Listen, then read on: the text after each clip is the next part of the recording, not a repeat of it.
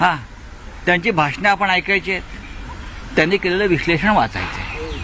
प्रत्यक्षात काय होईल यासाठी थोडा वेळ जावा लागेल. बोला, सरकार हे बहुमतातलं असलं तरी ते एकसंघ नाही, त्यात एकवाक्यता नाही आणि एकमेकाविरुद्ध कुरघोड्या करण्याचे प्रयत्न सुरू आहेत.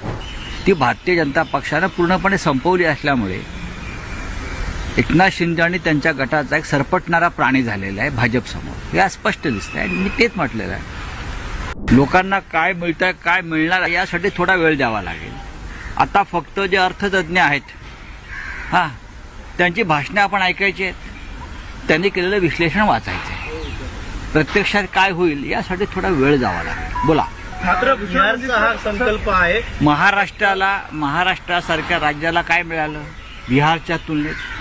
प्रत्येक बजेट मोदींचं हे राज्याच्या आणि लोकसभेच्या निवडणुका डोळ्यासमोर ठेवून केलेलं असतं. भविष्यात बिहारच्या निवडणुका बिहारवरती वर्षाव, अक्षरशः वर्षाव. जिथे भारतीय जनता पक्षाचं राज्य नाही, मग तामिळनाडू असेल, केरळ असेल, कर्नाटक असेल, महाराष्ट्र असेल, तिथे आपलं काहीतरी तोंडाला पानं पुसायची आणि पुढे जायचं. आणि मग भाजपचे जे लोक आहेत अंधभक्त ते टाळ वाजवत बसतात.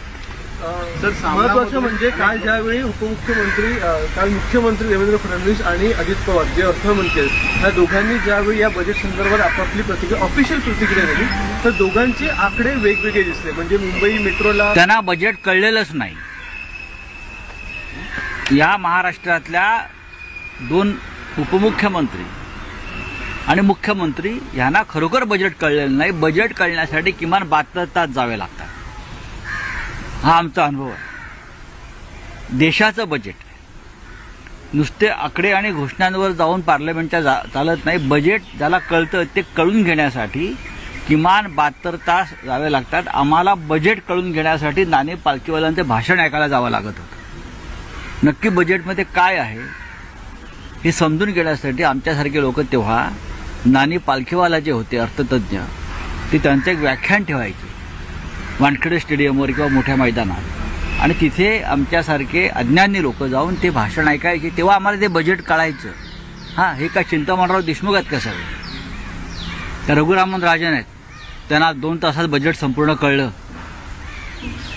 सामनामधून आज आपण गौप्यस्फोट केलेला आहे की एका शिंदे गटाच्या आमदाराने विमान प्रवासात मला काही घोषित आहे. नेमकं काय किस्सा होता आम्हाला प्रश्न असा आहे की त्यात शिंदे गटाचा आमदार यांनी कशा करता सांगायला पाहिजे. नक्कीच आज सामनामध्ये रोखठोकमध्ये मी काही एक विषय मांडलेला आहे आणि हा विषय तसा सगळ्यांनाच माहिती आहे की महाराष्ट्रातलं सरकार हे बहुमतातलं असलं तरी ते एकसंघ नाही, त्यात एकवाक्यता नाही आणि एकमेकाविरुद्ध कुरघोड्या करण्याचे प्रयत्न सुरू आहेत.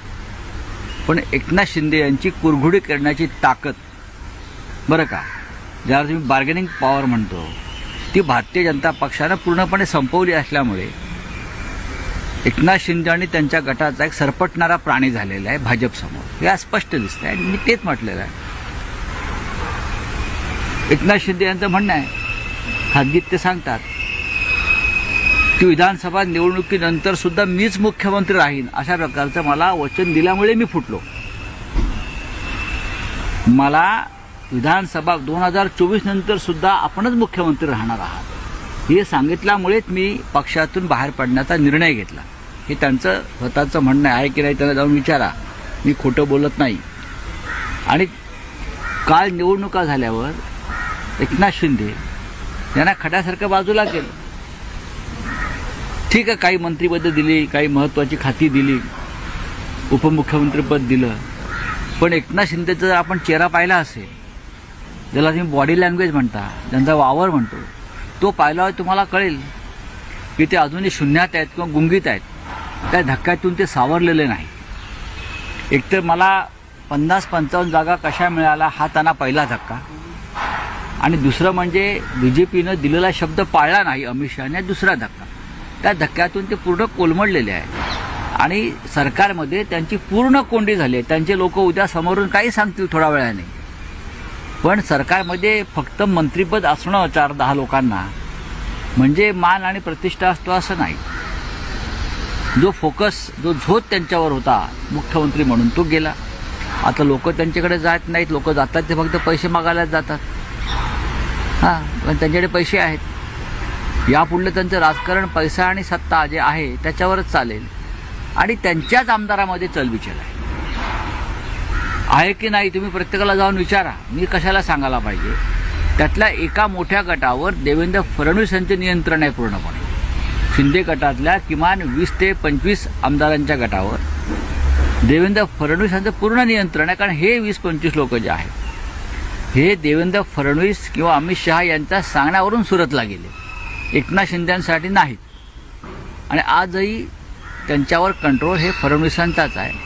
आणि उरलेले लोक आहेत ते चलबिचल आहेत, चंचल आहेत. त्यांना असं वाटतं की आपली कोंडी होते, भविष्यात जास्त कोंडी होईल, आपल्याला नेतृत्व नाही कोणतंही चांगलं की जे आपल्याला संरक्षित करेल, प्रोटेक्ट करेल, तेव्हा आपण पुन्हा मागे फिरायचं का, असा एक विचार त्या पक्षात सुरू आहे. ही माझी माहिती आहे. आज संजय शिरसाट एबीपी माझाला जी मुलाखत दिली त्याच्यामध्ये त्यांनी असं म्हटलेलं आहे की आता जोडायची वेळ आहे, एकत्र यायची वेळ, आणि जर वेळ पडली तर मी स्वतः दोन्ही नेत्यांना एकत्र आणू शकेन किंवा मी स्वतः त्यामध्ये प्रयत्न करेन. ते अटल बिहारी वाजपेयीच आहेत ना.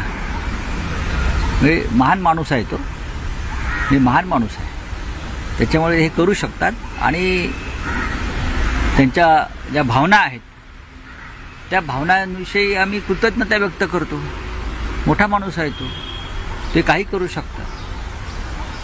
ते शरद पवार अजित पवारांना एकत्र आणतील, पण चांगली गोष्ट आहे. त्यांचा जो विचार आहे, ही जी कृतज्ञता आहे त्याच्याविषयी मी त्यांचा आभारी आहे. मातोश्रीला मुख्यमंत्री पद न मिळालं मोठ्या प्रमाणात काळी जादू केली जाते असं आता भाजप म्हणते. मुख्यमंत्री पद मातोश्रीला मिळालं नसल्यामुळे काळी जादू केली जाते. मला एक प्रश्न त्यांनी सांगावा, देवेंद्र फडणवीस सध्या वर्षा बंगल्यावर का राहायला जात नाहीत? काळी जादू म्हणताय ना. देवेंद्र फडणवीस सध्या मुख्यमंत्र्यांच्या अधिकृत निवासस्थानी राहायला का जात नाही याचं उत्तर या काळी जादूवाल्याने द्यावं. कळलं? माझ्या नादाला लागू नका. सध्या जो धर्माच्या बरोबर राहील तो जिवंत राहील. बोलिए आप बोलिए. सर, बिहार को स्पेशल पैकेज दिया गया, महाराष्ट्र हाईएस्ट टैक्स पेयर है, फिर भी ऐसे क्यों सर? देखिए, बिहार में चुनाव है. मोदी सरकार का हर बजट ये चुनाव के लिए होता है. चाहे राज्यों का चुनाव हो, विधानसभा हो, या चाहे लोकसभा चुनाव हो, हर चुनाव ये इलेक्शन पैकेज होता है. अब बिहार में चुनाव है तो पूरा बजट का जो हिस्सा है ज्यादा से ज्यादा बिहार को जाएगा ना. ये उनकी एक खासियत है. ये देश का बजट नहीं बनाते, ये चुनाव का बजट बनाते हैं. सर, प्रधानमंत्री यूएस आने वाले हैं. हार्ली डेविडसन कोई कंपनी है जिसका टैक्स पूरी तरीके से माफ किया गया, यूएस को गिफ्ट देने की बात हो रही है, किस तरीके से देखते हो सर? ये देखिए, अभी ट्रम्प से डरते हैं ये लोग. जो ट्रम्प कहेगा वो मानना पड़ेगा. व्यापारी लोग हैं. मोदी जी की सरकार है, बिजनेस व्यापारी लोगों की सरकार है, तो ये काम उनको करना ही पड़ता है ना व्यापार करने के लिए. चलिए, थैंक यू. कमल आज खुलासा किया है क्या है? सर, शिवसेना का जो एक गठ है किस तरीके से पूरा आपने बताया? नहीं, एकनाथ शिंदे का जो गठ है, जो आपने आपको अमित शाह ने बनाया हुआ शिवसेना का गठ मानता है, उनके पास पूरे सरकार के पास बहुमत है, लेकिन सरकार स्टेबल नहीं है. आपने देखा होगा जिस तरह से आज भी डिप्टी सीएम शिंदे नाराज चल रहे हैं, कैबिनेट में नहीं आते, किसी मीटिंग में नहीं आते. उनका चेहरा देखिए, चेहरे का रंग फीका पड़ गया है. उनकी बॉडी लैंग्वेज देखिए, लगता है बीमार आदमी चल रहा है. ये इसलिए कि उनको जो प्रॉमिस किया था कि चुनाव के बाद आप ही मुख्यमंत्री बनोगे, आप पैसा खर्च करिए और चुनाव जीत कर लाइए, लेकिन चुनाव के बाद शिंदे को मुख्यमंत्री नहीं बनाएगा. ये परंपरा है बीजेपी की, जो शब्द देते हैं वो पूरा नहीं करते.